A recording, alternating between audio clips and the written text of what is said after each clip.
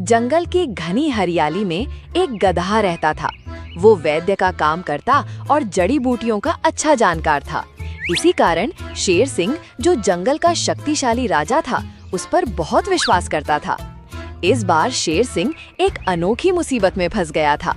उसकी पीठ और शरीर के अन्य हिस्सों में असहनीय खुजली हो रही थी। न दिन चैन, न रात आराम। अंत में उसने गधे को बुलाया। एकांत में शेर सिंह ने गंभीर स्वर में कहा, गधा, तुम मेरे सबसे भरोसेमंद प्राणी हो। मुझे एक ऐसी दवा चाहिए जो मेरी इस खुजली को खत्म कर दे। लेकिन सुनो, ये बात राज रहनी चाहिए। अगर किसी को पता चला कि जंगल का राजा खुजली से परेशान है, तो मेरी इज्जत मिट्टी में मिल जाएगी। समझे? जी महाराज, मैं समझ गया। मेरा मुंह बंद रहेगा। मैं आपके लिए सबसे अच्छी दवा बनाऊंगा। ठीक है, जल्दी से काम शुरू कर। लेकिन याद रख, ये राज सिर्फ मेरे और तुम्हारे बीच है। गधे ने तुरंत काम शुरू कर दिया।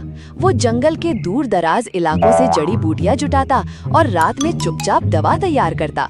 लेकिन उसे क्या पता था कि उसकी हरकतों पर किसी की नजर है। बकरी, जो जंगल की सबसे चतुर और गपशप वाली जीव थी, ने उसे एक रात काम करते देख लिया। अरे गदहा भाई, ये क्या कर रहे हो? वो भी इतनी रात, इतनी सारी जड़ी बूटियां। कोई बीमार है क्या? नहीं बकरी, बस यूं ही कुछ प्रयोग कर रहा हूँ, इसलिए यहाँ आया हूँ। बकरी ने कुछ नहीं कहा, पर वो चालाकी से उसका पीछा करने लगी। एक दिन उसने गधे को शेर सिंह के पास दवा देते हुए देख लिया। वो छिपकर सुनने लगी। महाराज, मैंने दवा बना ली है। ये दवा आपकी खुजली को खत्म कर देगी। बहुत खूब। इसकी खबर किसी को तो नहीं हुआ? बिल्कुल भी नहीं महाराज। रात में मैं काम करता था, भला किसी को क्या मालूम चलेगा। बकरी के कानों में सब बातें उतर चुकी थीं। अरे शेर सिंह को खुजली, जंगल का राजा खुजली से परेशान। ये तो लेटेस्ट न्यूज़ है, सबको बताना पड़ेगा। बकरी ने जंगल में ये बात आग की तरह फैला दी। जानवर हंसी उड़ाने लगे। जब ये बात शेर सिंह तक पहुंची, वो आग बबूला हो गया। गधा, तुमने मेरा भरोसा तोड़ा। मैंने तुझे साफ कहा था कि ये राज है, फिर भी सारा जंगल मेरे मजे ले रहा है। बोल, तूने किसे बताया? महाराज, मैंने तो किसी से कुछ नहीं कहा। मेरा विश्वास कीजिए, मैंने आपके राज को अपने सीने में दबा रखा था। तुझे 1 हफ्ते का वक्त देता हूँ। जा और पता लगा कि ये हरकत किसने की, वरना तुझे जंगल से निकाल दूंगा। गधा दुखी होकर चला गया। उसने सोचा अब उसका जीवन जंगल में खत्म हो गया है। रात को वो एक पुराने बरगद के पेड़ के नीचे पहुंचा।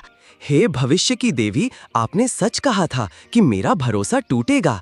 शेर सिंह मुझ पर भरोसा नहीं करता। मेरा राज किसी ने फैलाया। अब मैं क्या करूं? मुझे रास्ता दिखाओ। तभी पेड़ से एक रहस्यमयी आवाज आई। गधा, धैर्य रख। शेर सिंह कुछ दिनों का मेहमान है। पूर्णिमा की रात के बाद वो मर जाएगा। जंगल का अगला राजा तू बनेगा। जा, शेर सिंह को ये बात बता और उसका भरोसा जीत ले। मैं जंगल का राजा? लगता है यही मौका है अपने आप को साबित करने का। गधा चौंक गया, पर उसे ये नहीं पता था कि बकरी पास ही छिपी हुई थी और सब सुन रही थी। अब बकरी के दिमाग में लालच की एक नई योजना आई। वो शेर सिंह के पास पहुंची और बोली, महाराज, मुझे मेरे पूर्वजों ने सपने में बताया है कि आप कुछ दिनों के मेहमान हैं। पूर्णिमा की रात के बाद आप इस दुनिया को छोड़ देंगे। लेकिन चिंता ना करें, मैं आपकी सेवा करूंगी और मेरे पूर्वजों ने कहा है कि आपको स्वर्ग की प्राप्ति होगी। शेर सिंह घबरा गया। क्या? मेरी मृत्यु? पूर्णिमा की रात? अब मेरे जंगल का क्या होगा? महाराज, डरे नहीं, मैं आपके साथ हूँ। आप बस मेरी सेवा करें, आपको स्वर्ग मिलेगा, ऐसा मेरे पूर्वजों ने कहा है। बकरी ने जंगल में फिर नई अफवाह फैला दी कि शेर सिंह मरने वाला है और वो जंगल की अगली रानी बनने वाली है। जंगल में सनसनी मच गई। पूर्णिमा की रात आ गई। पूरा जंगल शेर सिंह की गुफा के पास इकट्ठा हुआ। लेकिन अगली सुबह शेर सिंह बिल्कुल स्वस्थ और गुस्से में था। उसने दहाड़ते हुए बकरी को बुलाया। बकरी, तूने कहा था कि मैं मरने वाला हूँ और तेरी सेवा करूँ ताकि मुझे स्वर्ग मिले। रुक, अब मैं तुझे स्वर्ग पहुँचाता हूँ। महाराज, ये सब गदहा ने कहा था। उसने किसी जादुई पेड़ से ये बात सुनी थी। मैं तो बस लालच में आकर फायदा उठाना चाहती थी। शेर सिंह गधे के पास पहुंचा।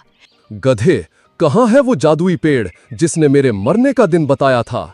महाराज, मुझे ये बताएं कि मेरे राज के बारे में आपको किसने बताया? बकरी ने।